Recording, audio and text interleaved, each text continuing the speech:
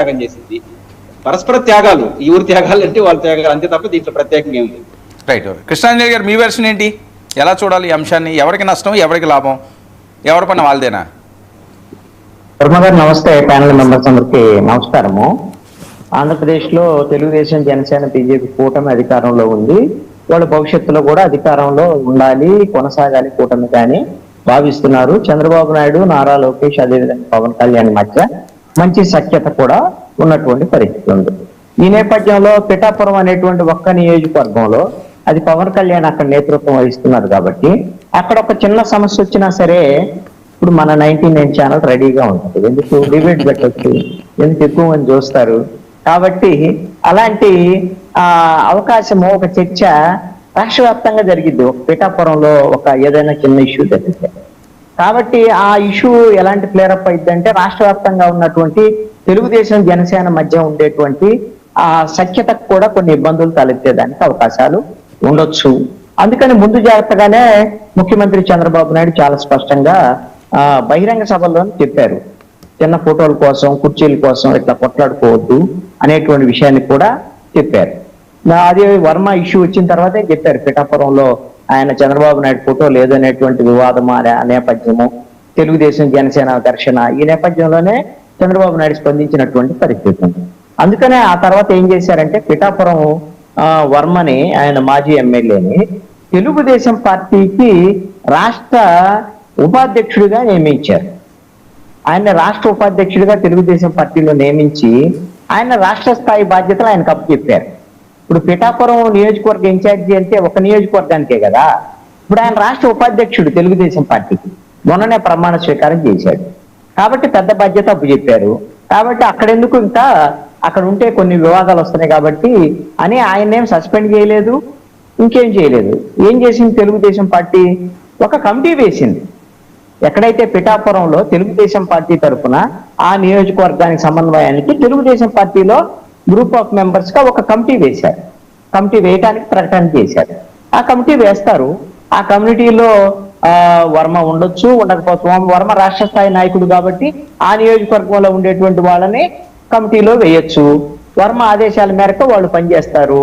Varma Telugu Desam party రాష్ట్ర నాయకుడు, రాష్ట్ర ఉపాధ్యక్షుడు. ఈ విధమైనటువంటి సర్దుబాటుని తెలుగుదేశం పార్టీ చేసింది. ఈ వ్యూహాత్మకంగా తెలుగుదేశం పార్టీ ఒక సముచితమైనటువంటి నిర్ణయమే చంద్రబాబు నాయుడు తీసుకున్నారు. మరి వర్మ ఏమన్నా దాని మీద ఏమైనా బాధపడ్డారా? ఆయనకి ఏమైనా బాధ ఉందా అంటే లోపల ఏమైనా బాధ ఉంటే ఉండొచ్చేమో. ఆయన నన్ను ఇన్ఛార్జిగా తొలగించారు అనేటువంటి దాని మొన్ననే ఉపాధ్యక్షుడు కాబట్టి రేపు మాపు ఎమ్మెల్సీ కూడా అయ్యేదానికి అవకాశాలు ఉండొచ్చు. 2027లో ఎమ్మెల్సీలు ఖాళీలు అవుతాయి. కొన్ని వైఎస్ఆర్ కాంగ్రెస్ పార్టీకి సంబంధించినటువంటి ఎమ్మెల్సీల యొక్క సమయం గడువు ముగుస్తుంది. అప్పుడు వాళ్ళకి ఎలాగో బలం లేదు కాబట్టి తెలుగుదేశానికి సంబంధించినటువంటి వాళ్ళు, జనసేనకి సంబంధించినటువంటి వాళ్ళు కొంతమంది ఎమ్మెల్సీలుగా గెలిచేదానికి అవకాశం ఉంటుంది. వర్మ ఎమ్మెల్సీ అయ్యేదానికి అవకాశం ఉంటుంది 2027లో. అప్పటి వరకు పిఠాపురంలో వదిలిపెట్టు, పిఠాపురంకి వదిలేసి రాష్ట్ర స్థాయి వ్యవహారాలు చూసుకోండి అని తెలుగుదేశం పార్టీ ఆయనకి అధిష్టానం ఆదేశాలు జారీ చేసింది. ఇప్పుడు ఆయన వర్మ ఆయనకి ఇష్టం ఉండా లేకపోయినా ఏం చేస్తారు, పార్టీ అధిష్టానం చెప్పింది నేను శిరసా వహిస్తాను అని చెప్పాడు. నేను ఆల్రెడీ నారా లోకేష్ కూడా చెప్పాను, ఒక కమిటీ వేయండి, కమిటీ వేస్తే ఇబ్బంది లేకుండా ఉంటుంది, ఇక్కడ నేనే సూచన చేశాను, నా సూచన మేరకే కమిటీ వేశానని కూడా వర్మ చెప్పాడు. ఒకవేళ కాదు కూడదని, ఒకవేళ వర్మకి నిజంగానే ఒకవేళ తనకు అవమానం జరిగిందనో, లేకపోతే తెలుగుదేశం పార్టీ నన్ను తొలగించిందనో, లేకపోతే ఫీల్ అయ్యారనుకోండి, ఆయనకి ఏం ఆప్షన్ ఉంది? వేరే ఆప్షన్ ఏమైనా ఉందా?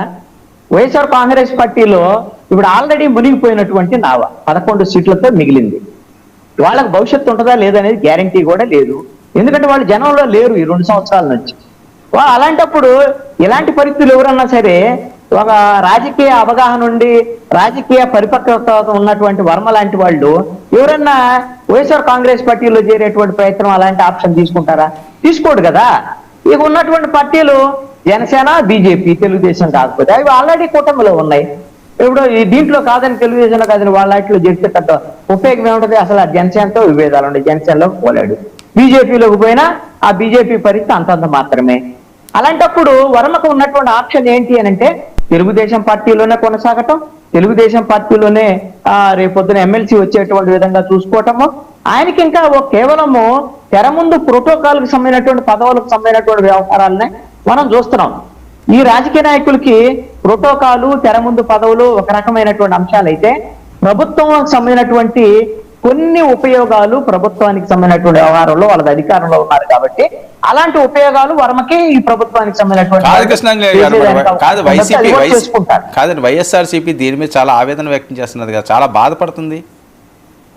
ఖచ్చితంగా బాధపడింది. ఇందాక పురుషోత్తం రెడ్డి గారు చెప్పారు కదా, ఇదేదో అవకాశం ఉంటుందంటే వాళ్ళు ఒక రకంగా ఎలా ఉంటారు అని అంటే, రాజకీయ ప్రత్యర్థులు గోతికాడు నక్కలాగా కాసుకొని ఉంటారు. అంటే ఉపమానం చెప్తున్నాను, వైఎస్ఆర్ కాంగ్రెస్ పార్టీ గోతికాడు నక్క అని కాదు. ఏ రాజకీయ ప్రత్యర్థి అయినా అవకాశాల కోసం అలా ఎదురు చూస్తూ ఉంటుంది. వాళ్ళు కూడా అలానే ఎదురు చూస్తూ ఉన్నారు. ఇక్కడేదో గొడవ జరిగింది, వర్మ ఏడేదో చిచ్చు రేపుతున్నాడు, తెలుగుదేశం జనసేన మధ్య గొడవలు వచ్చేస్తే రాష్ట్రం అంతా విడిపోతారు, విడిపోయి ఇక మనం అధికారంలోకి రావచ్చు అని వాళ్ళంతటా వాళ్ళు గెలుస్తారని వైఎస్ఆర్ కాంగ్రెస్ పార్టీకి అలా అంటే నమ్మకం లేదు. చాలా సందర్భాల్లో అంబటి రాంబాబు లాంటి వాళ్ళు చెప్పారు, ఇప్పుడు కూటమిలో ఉన్నటువంటి పార్టీలు విడిపోతేనే మేము అధికారంలోకి వస్తాం, కాబట్టి తెలుగుదేశము, జనసేన, ఈ బీజేపీ ఈ కూటమిని విడగొట్టడమే మా లక్ష్యము అనేటువంటి విధంగా వాళ్ళు చెప్పినటువంటి పరిస్థితులు ఉన్నాయి. అందుకని వర్మ ఏదన్నా అవకాశంగా ఉపయోగపడతారేమో అనుకుంటే దాన్ని కాస్త తెలుగుదేశం పార్టీ ఆయన తొలగించిన తర్వాత కూడా నాకు తెలుగుదేశం పార్టీ అధిష్టానం ఏం చెప్తే అదే అని వర్మ కూడా అంటున్నాడు. ఇంకేముంది, ఇంకా వీళ్ళకి ఆయుధం అక్కడ దొరకలేదు కదా ఆయుధం. వీళ్ళంటే ఏమీ లేని చోట వీళ్ళు అగ్గిరాజేయాలని చూస్తున్నారు. అగ్గిరాజేయాలంటే సాధ్యమయ్యేటువంటి పని కాదు. నాకు తెలిసి తెలుగుదేశం, చంద్రబాబు నాయుడు, లోకేష్, పవన్ కళ్యాణ్ మధ్య ఉన్నటువంటి సఖ్యత, అదే విధంగా ఆంధ్రప్రదేశ్ ప్రభుత్వానికి అక్కడ ఎన్డీఏ ప్రభుత్వానికి ఉన్నటువంటి సఖ్యత, ఈ మూడు పార్టీల మధ్య ఉండేటువంటి సఖ్యత ఉన్నంత కాలము వైఎస్ఆర్ కాంగ్రెస్ పార్టీ ఇట్లా వెయిటింగ్ లిస్ట్ లో ఉండటం తప్ప వేరే ఆప్షన్ లేదు. వాళ్ళకి ఇంకొక ఆప్షన్ ఉంది. అదేంటి అని అంటే ప్రజల్లోకి వెళ్ళటం, ప్రజా సమస్యల మీద పనిచేయటం, ప్రభుత్వ వైఫల్యాల మీద సంబంధించినటువంటి అంశాల మీద మాట్లాడటం.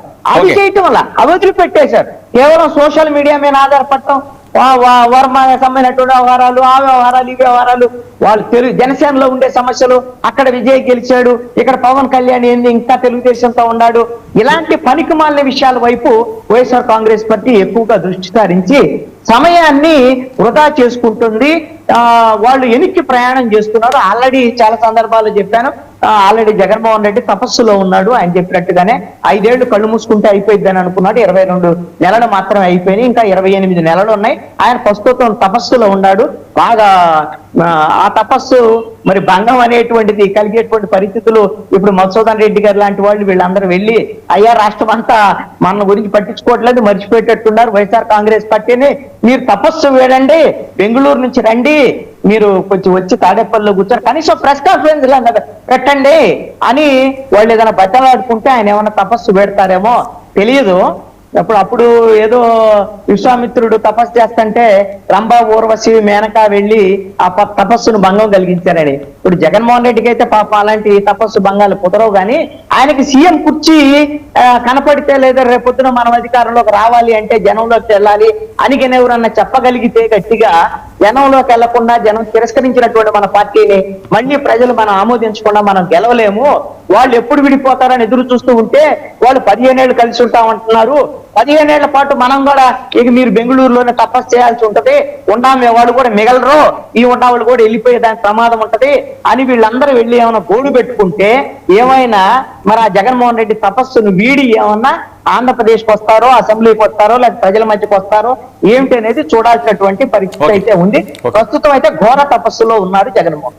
ఏంటి సార్ మధుసూదన్ రెడ్డి గారు, వర్మ గారి మీద మీకు అంత ప్రేమ ఎందుకు వచ్చింది? ఏదో వేరే రకంగా మీరు కాసు కూర్చున్నారో ఏమీ జరగదు అని. వర్మ గారు, ముందుగా మీకు పెద్దలు అన్న పురుషోత్తం రెడ్డి గారికి, కృష్ణాంజలి రెడ్డి గారికి, సోదరులు వి శేఖర్ రెడ్డి గారికి, TV9 99 యాజమాన్యానికి, వీక్షిస్తున్నటువంటి ప్రజలకి శుభ సాయంత్రం. సార్, ఇప్పుడు పెద్దలు కృష్ణాంజనేయులు గారు ఏదో తపస్సు విశ్వామిత్రుడు అంటున్నాడు. నిజంగా జగన్మోహన్ రెడ్డి గారు విశ్వామిత్రుడే సార్, దాంట్లో అయితే నో డౌట్.